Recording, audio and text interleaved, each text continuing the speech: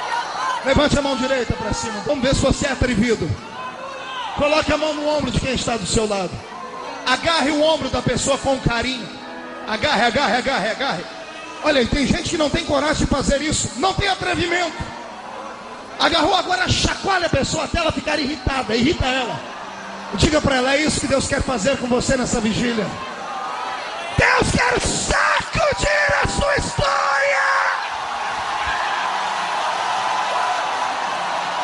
Deixa Deus te tocar.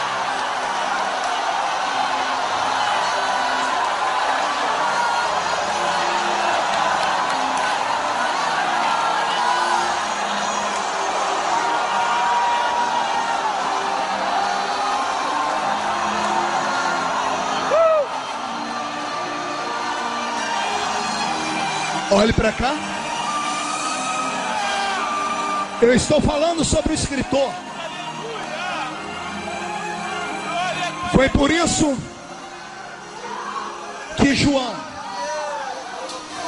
conquistou um espaço especial ao lado do Senhor. Foi por isso que João recebeu nomenclaturas bíblicas que o Senhor não deu a mais ninguém. Foi por isso que o meu Senhor chamou João de um discípulo a quem ele muito amava. Olhe para cá agora. Foi por isso que João ocupou um lugar especial. E o lugar foi tão especial que o Senhor olhou para ele e disse assim: João, vou lhe dar uma coisa que eu não dei a ninguém. O que, Senhor? Vou lhe dar o privilégio de não morrer de maneira martirizada. Todos os demais discípulos do Senhor morreram de forma truculenta. Uns crucificados de cabeça para baixo, outros esfolados vivos, outros morreram à base da espada, outros à base das flechas, outros afogados, outros foram completamente esfolados em carne viva, arrastados pelas ruas da cidade, como foi o caso de João Marcos nas ruas de Alexandria, arrastado por um cavalo. Mas João permaneceu ileso. Permaneceu ileso, e eu tenho certeza que isso perturbava o apóstolo. Acredito que quando ele tinha os seus 92 anos de idade, quando não tinha mais nenhum dos seus amigos vivos, o que ele mais queria era sair dessa terra. E a morte parecia não ter poder sobre ele. A história diz que o imperador, talvez um dos últimos grandes homens truculentos daquela poderosa Roma, ao convidar João para um diálogo, perguntou sobre a sua fé. E João escarneceu dos seus ídolos pagãos. E esse imperador prometeu matar João. E João olhou para ele dizendo: faça-me esse favor. A morte não é minha inimiga. Ela é uma carruagem que me levará mais perto do meu Deus. É uma carruagem. E a história diz que fizeram então um tacho de azeite fervendo. Mas era um tacho muito grande, uma espécie de banheira. E colocaram ali azeite fervendo, borbulhando. E o imperador ainda deu uma chance, porque no último momento ficou com pena de um velho de 92 anos de idade. E o velho teve a chance de se retratar negando o seu Cristo. E a história diz que João olhou para ele e disse assim, ironicamente: ó imperador, se eu fosse mais jovem eu mesmo pularia dentro desse tacho, mas na minha idade eu não tenho locomoção com tanta força. Então por favor, mande os seus soldados me jogarem logo dentro deste tacho fervendo. E foi o que o imperador fez. Só que o resultado não foi o que eles esperavam. Porque eles esperavam um homem derretido, carne com óleo fervendo, completamente enrugada, e era para virar uma bolinha de borracha, enrugada, derreter até os ossos. Mas não foi isso que aconteceu. O que aconteceu foi algo surpreendente. O velho entrou dentro do tacho e parece que não queria sair mais. Pegava o azeite fervendo e passava no rosto. A primeira sessão de hidratação de pele à base de azeite fervendo. A primeira sessão de bronzeamento artificial da história. Foi João, porque saiu dali com a pele um pouquinho mais queimada, mais hidratada. E o imperador grita: por que é que o azeite não tem efeito sobre você? E ele deve ter dito: é porque o azeite que está dentro de mim é mais quente do que o azeite que está.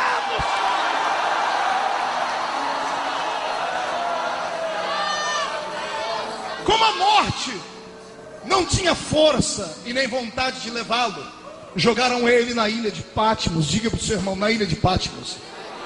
Vem comigo para a ilha. Chegue comigo nas portas daquela grande ilha. Uma ilha rochosa, infestada por bestas feras humanas. Homens que eram malditos bruxos, que os imperadores não tinham coragem de tocar neles, e por causa dos seus crimes hediondos os lançaram naquela ilha. À esquerda e à direita apenas uma grande praia, à sua retaguarda um mar e você sem barco. Como na frente uma ilha rochosa e truculenta, à esquerda e à direita caminhos para se encontrarem com bestas feras, e atrás de você um mar. João não tinha para onde ir, e ele então está nos ensinando que quando não houver nenhum lugar para você ir aqui na sua frente, caia de joelhos, porque quando o crente bate os joelhos no chão, uma janela se abre no céu, e é ele quem diz: e então eu ouvi uma voz por detrás de mim, e virei para ver quem era. E de repente a surpresa. Pastor, surpresa por quê? Ele não era amigo de Jesus, sim, mas a surpresa foi grande, porque a última vez que João viu foi lá em Atos capítulo 1. E em Atos capítulo 1 ele viu um Cristo diferente daquele que ele está vendo agora. Ele viu um Cristo cujos cabelos ainda eram os cabelos da cor daquele Cristo que ele viu crucificado. Ele viu um Cristo usando roupas fabricadas na terra. Ele viu um Cristo com os olhos da cor dos olhos que ele era acostumado a ver aqui na terra. Por isso que aqueles irmãos que estavam ali vendo Jesus se acender e uma nuvem ocultar, não saíram correndo, porque eles viram que aquele era o Jesus ressurreto. Pastor, por que os homens no caminho de Emaús não conheceram Jesus? Porque eles viram um Jesus trucidado, eles viram um Jesus cadavérico, eles viram um Jesus ensanguentado, destruído, com mais de 460 cortes no seu corpo. E agora eles veem um Cristo num corpo ressurreto. Eles veem ele com saúde. Na cruz não havia beleza nenhuma para que o desejassem. Agora ele estava ali com seu corpo ressurreto. A última vez que João viu ele subir. E quando a nuvem ocultou, João não queria parar mais de olhar. Foi preciso 2 anjos aparecerem e falarem: ei, do jeito que ele foi, um dia ele vai voltar aqui também. E agora, 60 anos depois, olha o reencontro. Ele ouve uma voz, e quando ele vira para ver, não era mais aquele homem de cabelos castanhos. Seus cabelos agora eram brancos como a lã branca. Seus olhos não eram castanhos, eram como chamas de fogo. O seu corpo não está vestindo linho usado ou criado por mulheres que ali estavam, mas era um linho fabricado lá nas tecelagens celestes que existem lá no céu. Havia um cinturão de ouro que traçava o seu peito, e os seus pés reluziam como latão que saíra da fornalha, e da sua boca uma espada aguda de 2 fios dizia assim: João, sobe para cá, meu amigo, sobe para cá.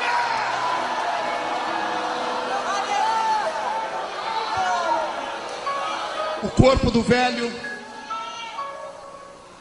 deita no chão, e o seu espírito é tomado pelo Senhor Jesus. E o espírito do João, arrancado do seu corpo, é levado ao céu, no qual ele entra por uma janela. De mãos dadas com seu Cristo, ele começa a ver a eternidade. Não sinta inveja de João, um dia nós estaremos lá também. Não sinta tristeza por não ser como ele, nem que seja com palma nas mãos. Eu quero te ver lá naquele lugar, estaremos lá. E uma visita rápida pelo céu, João vê e entende tudo que está à sua volta, porque quem está em espírito no céu não precisa perguntar, tudo lhe é mostrado instantaneamente.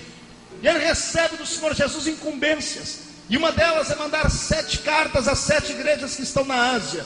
Deve ter sido a pior parte de escrever o Apocalipse, porque havia algumas igrejas que nutriam pelo Senhor não um amor, mas uma aversão. Havia algumas igrejas que o Senhor disse a elas assim: olha, eu estou na sua porta batendo, querendo entrar, e vocês não me deixam aí entrar. Quantas vezes não preguei Apocalipse 3:20 para o pecador, dizendo ao pecador: Jesus está no seu coração batendo e você não deixa ele entrar, mas se abrir ele vai entrar e cear contigo. Todavia o Senhor não está falando com pecadores, ele estava na porta de uma igreja dele, e a igreja onde ele estava, o líder da igreja era maior do que ele, e mandou trancar a porta na cara de Jesus, e disse: aqui ele não pode entrar.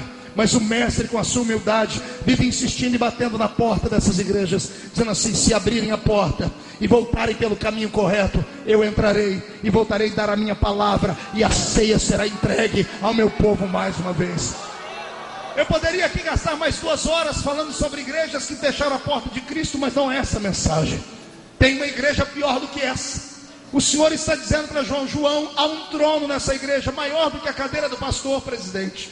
Há um trono nessa igreja que é o trono de Satanás. Satanás Mas fez o seu trono dentro da igreja.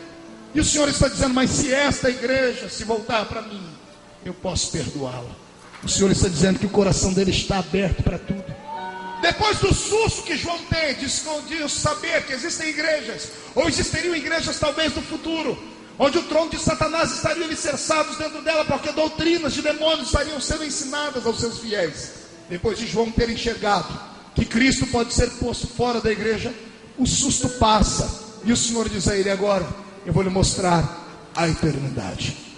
E João vê uma porta se abrindo, e ele entra dentro de uma grande sala. Venha comigo para esta sala agora. Quando ele entra dentro dessa sala, ele tem visões surpreendentes. Ele vê 4 animais, seres viventes, coisas que nós não temos aqui linguagem humana para tentar especificar. Ele vê ali dentro 24 anciãos. Mal sabia ele que 12 daqueles anciãos, um representava, porque a metade daqueles anciãos falavam sobre os 12 apóstolos que fundaram e alicerçaram a igreja de Cristo, e a outra parte dos 12 anciãos representavam cada uma das tribos de Israel. Ele viu ali os 7 Espíritos de Deus que o representam por toda a terra. Não que Deus tenha 7 Espíritos que saíam para cá, outro para lá, mas sim a plenitude do seu Espírito que possuía toda a terra. Quando João tem toda essa visão cabalística, quando ele tem toda essa visão metafísica, quando ele tem toda essa visão mística do céu, ele fica embasbacado como eu ficaria. Porém a situação muda, e ele olha para frente e vê um trono, e sentado no trono está um grande ser, e este ser segura na sua mão direita um grande livro. E quando João olha o livro, ninguém precisa dizer a ele que livro era, porque em espírito ele enxerga o que significava aquele livro. E antes que ele dê um grito de glória a Deus, antes que ele dê um grito de aleluias, uma voz ecoa dentro daquela sala, um grande anjo dizendo: ninguém na terra, nem debaixo dela, nem em cima nos céus, foi encontrado digno de olhar para o livro, de desatar os seus selos e de ler o que estava escrito dentro dele. E nesse momento ele diz: e eu, João, chorava muito. Aqui começamos a pregação da palavra dessa noite. Que livro era esse? Que livro era esse que fez o ancião olhar para ele e chorar em espírito dentro do céu? Eu sei que alguns podem olhar e dizer assim: pastor, é simples. Nós sabemos que cada um destes selos, ao serem desatados, liberariam sobre a terra catástrofes, assim como as 7 taças, assim como as 7 trombetas tocadas. Parece que tudo com conexão 7 dentro do Apocalipse fala de desgraças e de misérias. Por isso eu disse que existem textos que têm mais de uma interpretação, e eu vou lhes dar apenas uma das interpretações deste livro. O que eu descobri me fez chorar muito de alegria e me fez saltar e entender o choro do velho ancião. Quando ele olhou para aquele livro fechado por dentro e por fora, e um anjo gritando que ninguém podia abrir, ler ou desatar os selos, ou mesmo de olhar para o livro, eu entendi o choro de João. Aquele livro é o livro mais importante que existe lá em cima nos céus. É um livro escrito pela própria mão divina. É um livro escrito com uma tinta que não há mais em todo o grande universo. Não era um livro de acontecimentos futurísticos. Era um livro da vida. Era um livro da redenção da humanidade. Eu disse o livro da redenção da humanidade. E me choca ter que repetir 2 vezes a palavra redenção para ver um crente dar um grito de glória. Mas eu entendo. Vivemos uma época que ninguém mais prega sobre cruz, sangue, redenção, pecado, ou perdão de pecados na igreja. Vivemos uma época, José, onde só se fala de riqueza, de prosperidade, de possibilidades. Vivemos uma época onde os crentes entram dentro da igreja e parece que estão dentro de um consultório de um psicólogo, onde os pastores parecem querer mais tratar dos seus problemas de desequilíbrio emocional do que da sua alma propriamente dito. Vemos uma época em que as pessoas vêm para a igreja para terem os seus egos massageados. Vemos uma época em que os crentes vêm para a igreja para ouvirem as pessoas elogiarem, falarem como estão bonitinhos, como estão fofinhos, como estão transitando dentro da igreja de uma maneira tão bela. As pessoas querem os holofotes, querem o brilho, querem ser destaques. Ninguém mais quer cruz. Querem um evangelho desproporcionado, não querem mais compromisso. querem um evangelho prostituído, um evangelho adulterado. Não querem mais falar sobre peso, não querem mais falar de renúncia, não querem mais falar de dor, não querem mais saber que Satanás está aí para atormentar, não querem mais que os seus pecados sejam expostos, não querem mais que ninguém fale o que eles têm que fazer ou o que eles devem fazer. Cada um é dono do seu próprio nariz. Por isso a palavra redenção parece que não tem mais poder. Mas esta madrugada, na vigília de Madureira, eu quero resgatar a essência desta palavra, e quero falar que sem a redenção nós não somos nada. Escute, sem Deus eu não sou nada, e sem a redenção eu não sou ninguém. Sem Deus você não é nada, e sem a redenção você não é ninguém. É claro que para levar você ao contexto dessa palavra, eu teria que falar que redenção é quando alguém olha para você e vê que você não tem forças para ir a um lugar ou para carregar algum peso, e a pessoa troca de lugar com você. Redimir alguém é você salvaguardar a pessoa, se colocar no lugar dela ou pagar a dívida dela. E como a palavra redenção não está mais em uso, eu tenho que usar a própria Bíblia para te fazer lembrar. Vou te explicar o que é redenção com um texto bíblico.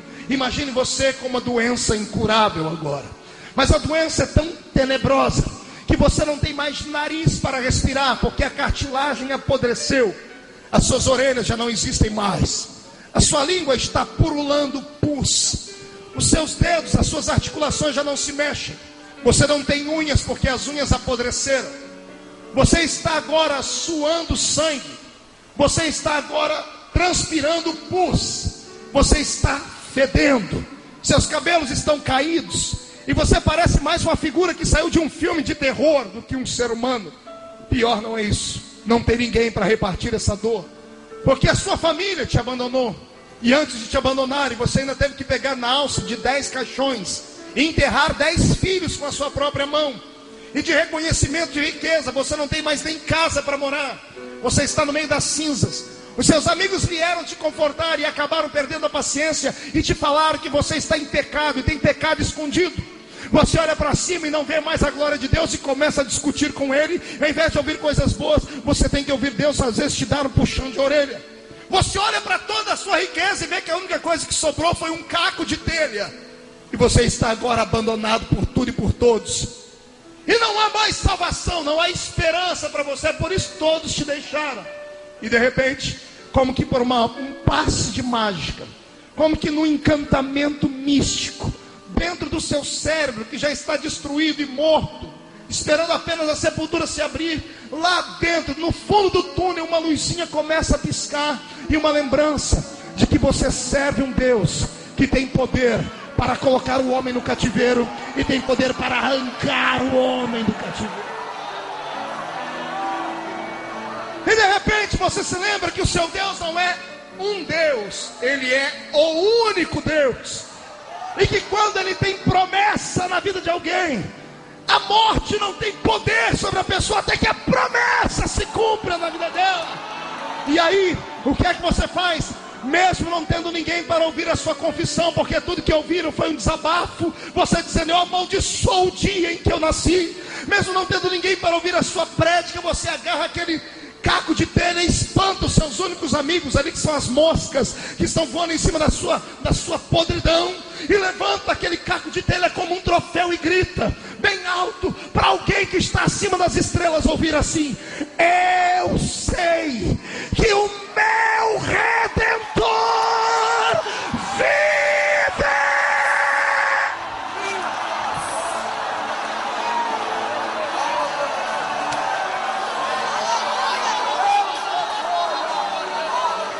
E de repente, a pele que estava podre fica como a pele de uma criança.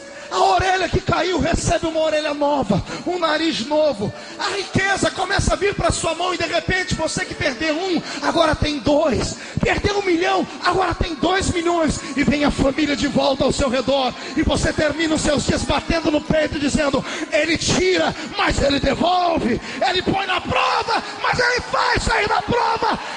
Ele me prova, mas me abençoa. Isso é a redenção. Isso foi o que Jesus fez. Pastor, se esse livro é um livro da redenção da humanidade, eu vou repetir de novo. Esse livro era o livro da redenção da humanidade. Pergunte para mim o que estava escrito lá, pastor. Consertando. O que está no presente escrito lá, pastor? Puxa a barriga, estufa o peito, faça um sorriso bem grande. O seu nome está escrito aqui.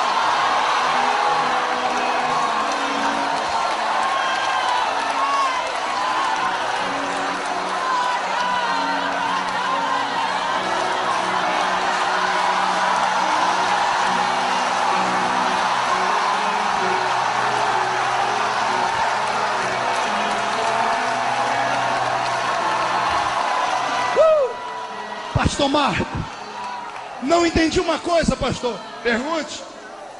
Se era o nome de João que estava escrito lá, por que ele chorava? Vou explicar. João chorava porque alguém gritou dentro da sala: ninguém na terra, nem debaixo dela, nem em cima podia olhar para o livro, não podia abrir o livro e não podia ler o que estava escrito lá. E João disse: e eu chorava muito, porque como aquele livro era o livro da vida, ele é um testamento fechado, selado. Todo testamento só tem validade quando alguém morre. Só pode ser aberto por um advogado quando aquele que escreveu o testamento morre, porque lá dentro tem riquezas, heranças. E se o livro não fosse aberto, não teria igreja, não teria vigília de Madureira. Se o livro não fosse aberto, não teria línguas estranhas, não teria lágrimas, esperança. Se o livro não fosse aberto, não teríamos nós o ministério que Jesus nos deu. Se o livro não fosse aberto, você não estaria com esse sorriso nos seus lábios, ou com essas lágrimas gostosas que descem por aí. Se o livro não fosse aberto, você era escravo e capacho de Satanás até hoje. Só por isso, quando João viu o livro fechado, ele disse para si mesmo: não valeu a pena. Todos morreram, morremos em vão, tudo foi em vão, porque ninguém pôde abrir um livro. Quantas e quantas vezes em cultos missionários eu não preguei sobre Isaías 6 e 8, usando o texto de forma profética missionária, dizendo: o Senhor está perguntando a quem enviarei. Quando eu descobri a complexidade, a revelação deste capítulo, eu chorei muito, porque Isaías está apenas falando aquilo que ele ouviu Deus dizer na eternidade. Deus veio sobre a terra de Gênesis a Malaquias, 5 dispensações: inocência, consciência, governo humano, patriarcal e lei. Em cada uma delas Deus tentou conquistar o coração do homem e não conseguiu. Quando o Senhor retorna para o seu trono, no final da época da lei, ele senta no seu trono, põe as mãos na cabeça, olha para a humanidade perdida e grita: e agora, a quem enviarei? Quem há de ir por nós? Porque na terra, nem embaixo dela, nem em cima, ninguém podia. E como ninguém podia, estávamos condenados. E quando lá no céu, aquele que estava à direita do Pai viu a gente ser condenado, ele se levantou, colocou a mão no ombro do Pai, deve ter pedido: calma, Pai, eis-me aqui. Eis-me aqui, envia-me a mim. Eis-me aqui. E eu imagino, olhe para o seu irmão e diga para ele: trouxe lenço?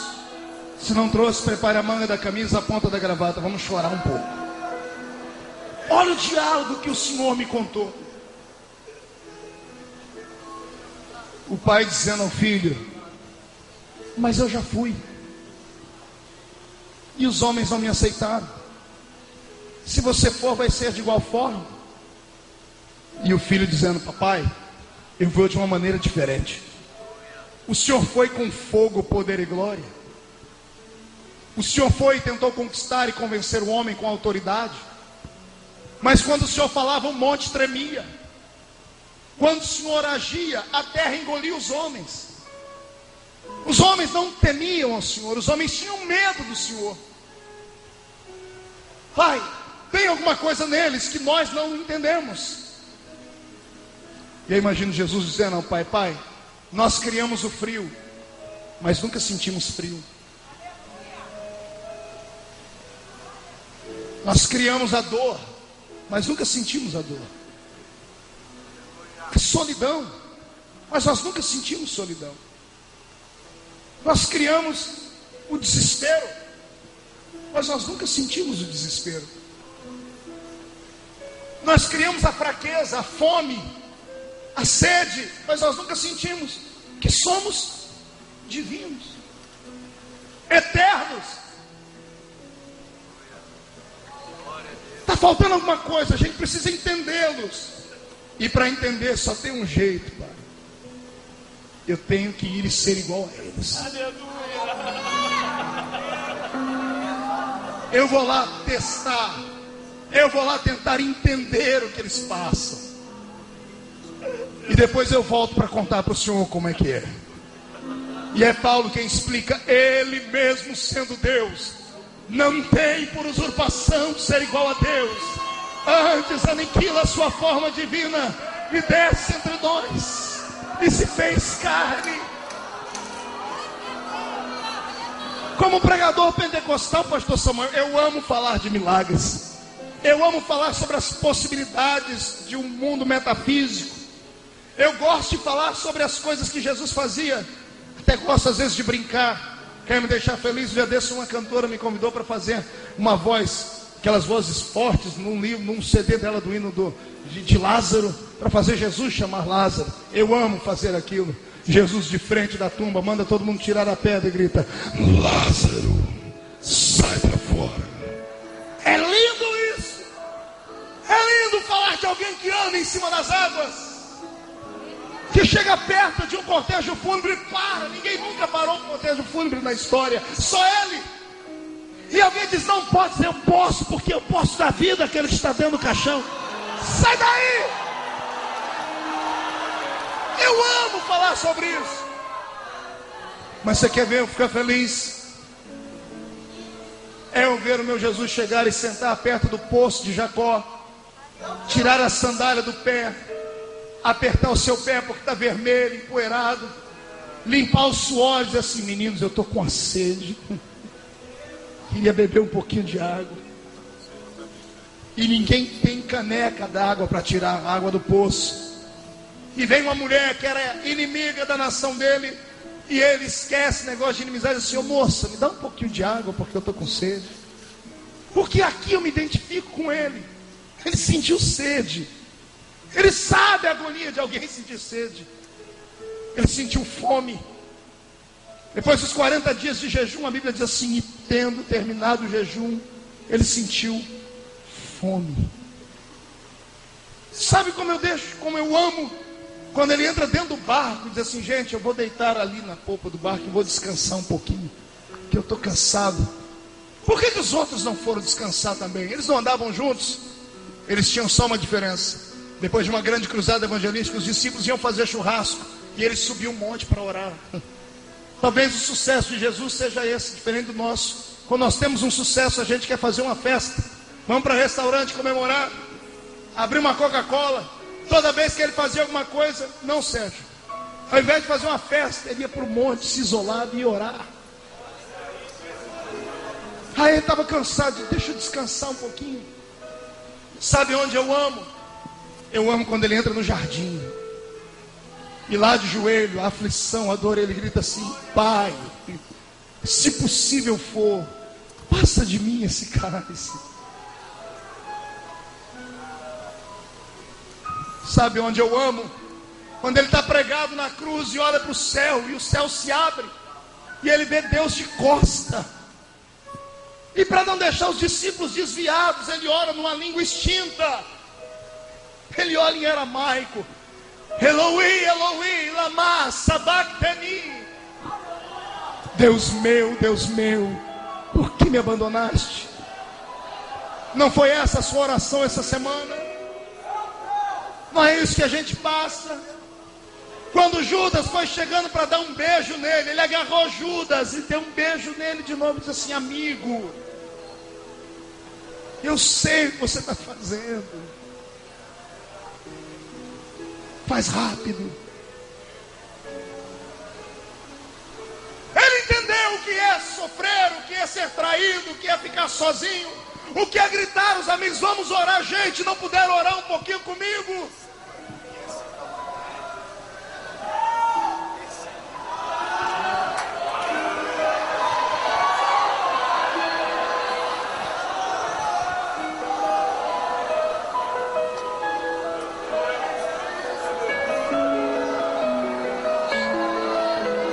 É na hora da dor que a gente se aproxima mais de Deus, sabia?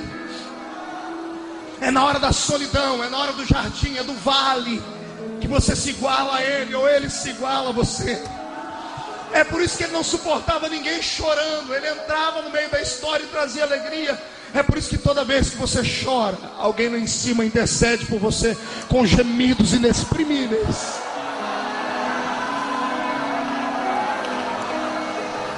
Incline a sua cabeça por um momento.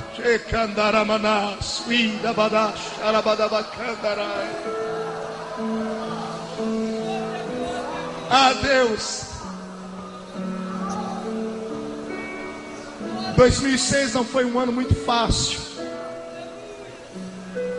Tem alguns que vieram nesta última vigília em busca, Pai, do milagre, porque as suas últimas forças estão indo embora. Tem alguns em casa ouvindo pelo rádio que não puderam nem se levantar de tanta dor e angústia. Alguns vão querer riscar esse ano da sua agenda. Tem gente aqui dentro que não deu glória a Deus ainda, não é porque não quer, Pai. Só eles sabem o vale. Só eles sabem o peso da cruz, da humilhação, da calúnia, da perseguição. Mas eu fico feliz porque eu sei que o Senhor sabe quanto isso dói. E talvez seja por isso, Pai, que a Bíblia diz que o choro dura uma noite, mas a alegria vem pela manhã.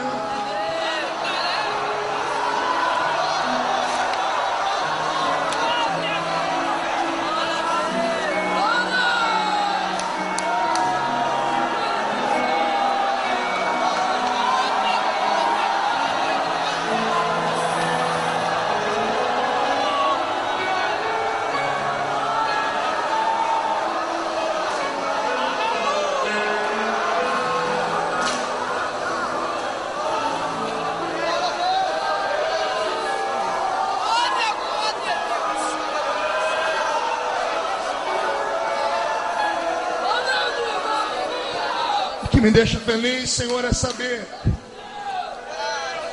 que mesmo com tantos defeitos e fraquezas, o Senhor ainda deixou o nosso nome escrito lá, Pai.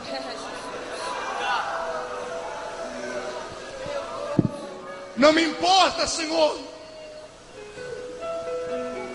qual é a fraqueza que os seus filhos que aqui dentro estão nessa vigília passam ou vivem.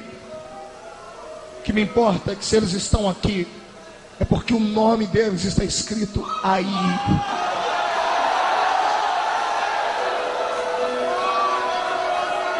Te convido a erguer a sua cabeça e a dar um grito de glória a Deus, porque você é um campeão da natureza.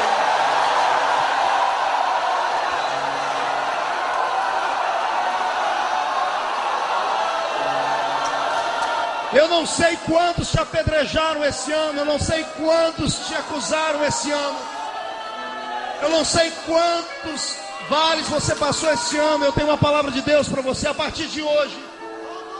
Não aceite a acusação de mais ninguém. Não aceite, rejeite. Ainda que a pessoa te mostre uma mão furada, se a mão estiver furada, peça primeiro a certidão de nascimento dela. Se ela não nasceu há 4 anos antes de Cristo, no 4º ano, ano Domini, e lá não está a cidade de Belém, e o nome do pai, José, e o nome da mãe, Maria, não aceite. Porque ninguém nessa terra, vivo hoje, morreu por você na cruz. Ninguém tem o direito de apontar o dedo para você. Por nada! Por nada!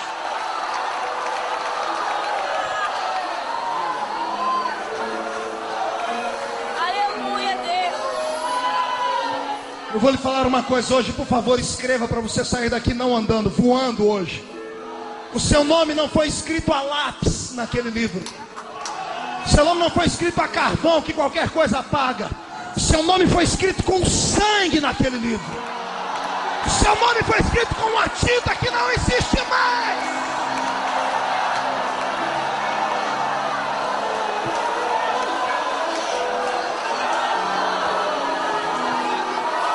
Apagam o nome da pessoa com tanta facilidade.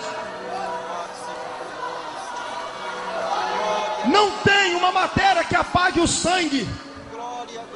Para apagar o seu nome, a folha inteira vai ficar rebocada, rabiscada, suja.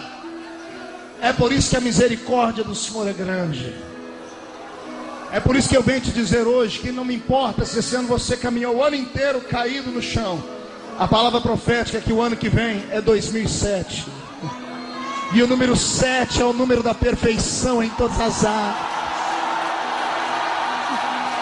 Escute aí.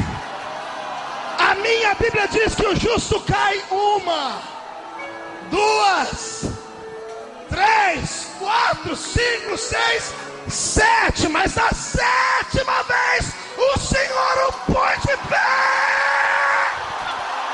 Ano que vem é o ano do Senhor te colocar de pé. Cadê o barulho dos pentecostais que tem o nome escrito no livro da vida? Cadê?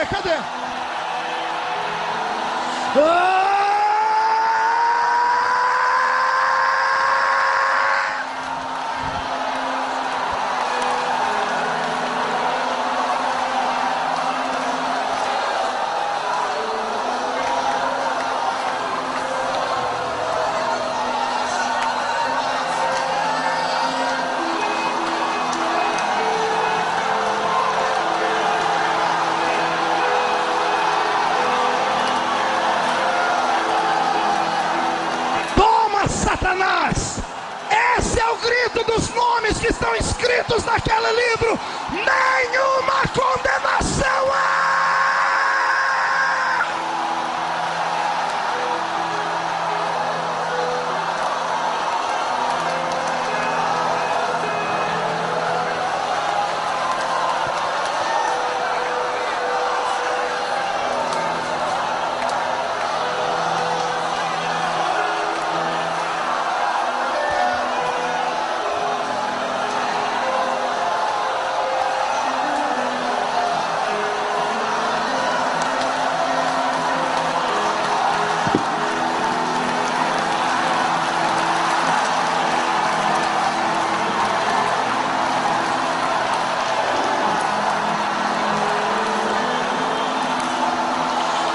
Cai fora, Satanás! Não tem mais para demônio, não tem demônio que te oprima, não tem Satanás, pombagira, canta, não tem demônio que te oprima!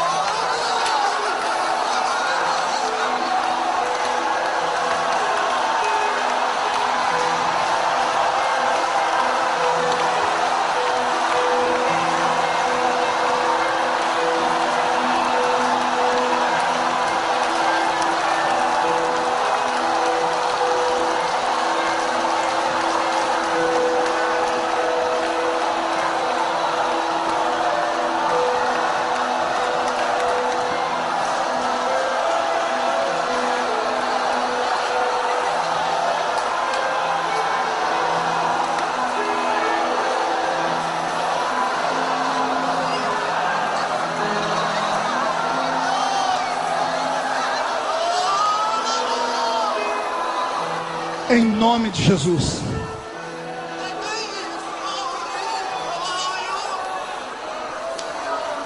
Não deixe ninguém roubar de você a alegria da salvação. Ontem, pastor Samuel, estava no aeroporto de São Paulo, esperando uma conexão. E entrei dentro de um estabelecimento comercial. Uma senhora me atendeu. E quando ela me olhou, eu não estava de terno nem de gravata. Ela olhou para mim e disse assim: de congregação o senhor é? Eu disse: eu sou pastor assembleiano. Ela olhou para mim, abaixou a cabeça assim: e eu sou uma desviada. Eu olhei para ela, coloquei a mão no queixo dela, levantei e disse assim: não, você não está desviado, você está de férias. E sorri. Fiz uma brincadeira.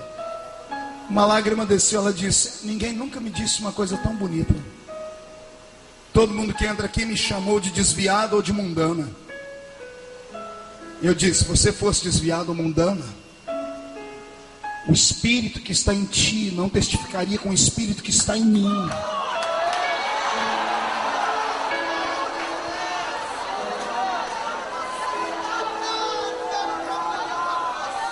Ela disse: eu não aguento mais, pastor. Eu entro na igreja, as pessoas me acusam por tudo. Ela olhou para mim e disse assim: pastor, eu não tenho culpa, que eu nasci de carne e osso, tenho defeitos. Eu disse: eu estou congregando em casa, todo dia de noite eu oro, pego a harpa, canto. Mas os irmãos da igreja, quando eu chego, parece que eu tenho lepra, sentam longe de mim. Infelizes. Pensam que foram eles que morreram na cruz por ela. O mistério da redenção e do perdão é algo que você não tem que entender, só absorve. E acredite, a pior prisão que há é a prisão chamada... Ai, Jesus, fala ou não fala?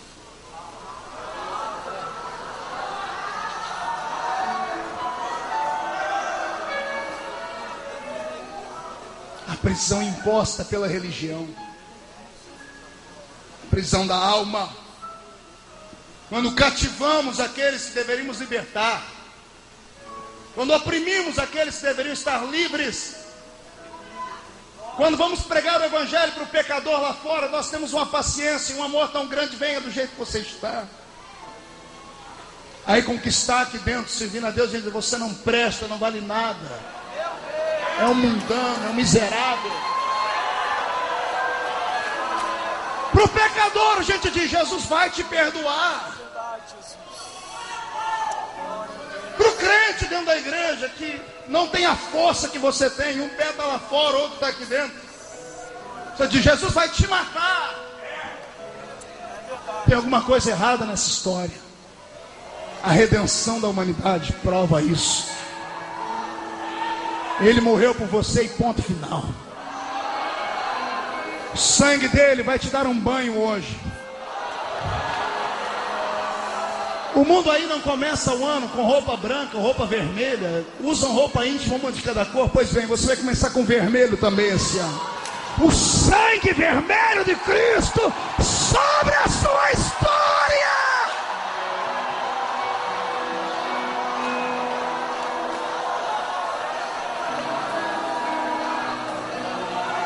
E eu vi uma voz que dizia: ninguém na terra, nem de baixo, nem em cima, podia olhar o livro, desatar os seus selos e ler o que estava escrito lá.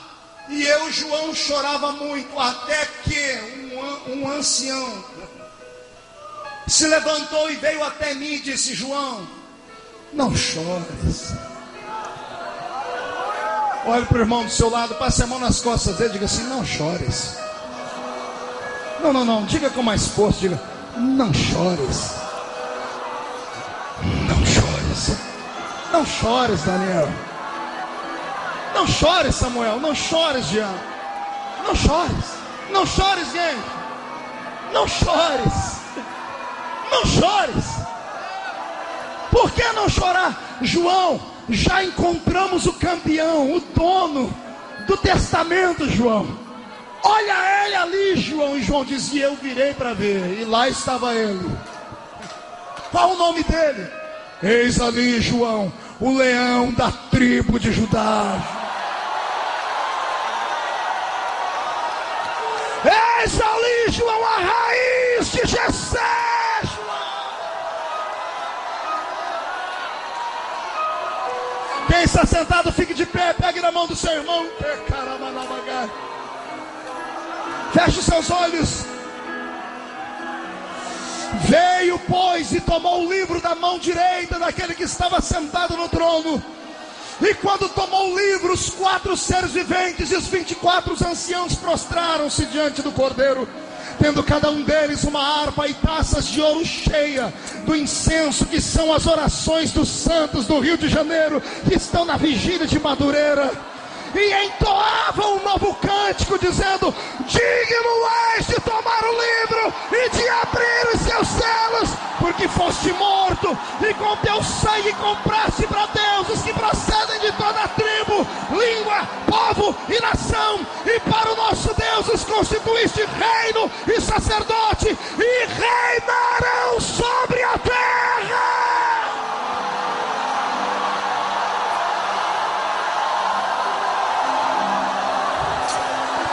Vi e ouvi uma voz de muitos anjos ao redor do trono, dos seres viventes e dos anciãos, cujo número era de milhões e milhares de milhares, proclamando em grande voz: digno é o Cordeiro que foi morto de receber o poder, a riqueza, a sabedoria, a força, a honra, a glória e o louvor.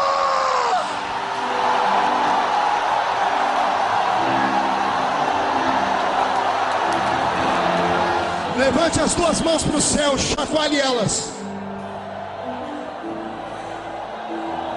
Faça uma tomada disso, cinegrafista. Chacoalhe suas mãos. Dê meia volta, escolhe alguém, fique cara a cara com ele ou com ela. Chacoalhe a mão sobre o seu irmão. Mão direita para cima. Chacoalhe sua mão. Grite comigo: em nome de Jesus. Em nome de Jesus. Todos os demônios que atormentaram a minha salvação, a minha família, a minha igreja, a minha vida, em 2006, eu ordeno, para a palma da minha mão agora, feche a sua mão, feche, levante lá em cima. Eu vou contar até 3. No 3 você vai jogar no chão e pisar em cima. 1. Você nunca mais será o mesmo, porque o seu nome está escrito lá. 1,5. Sua família está protegida.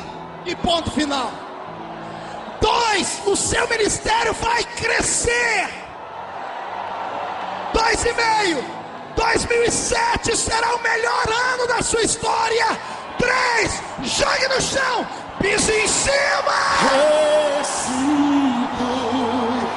eu quero de volta o que é meu. Sara-me, e quando eu aceito minha dor, rescido e leva-me às águas tranquilas. Lava-me e refrigera minha alma. Rescido,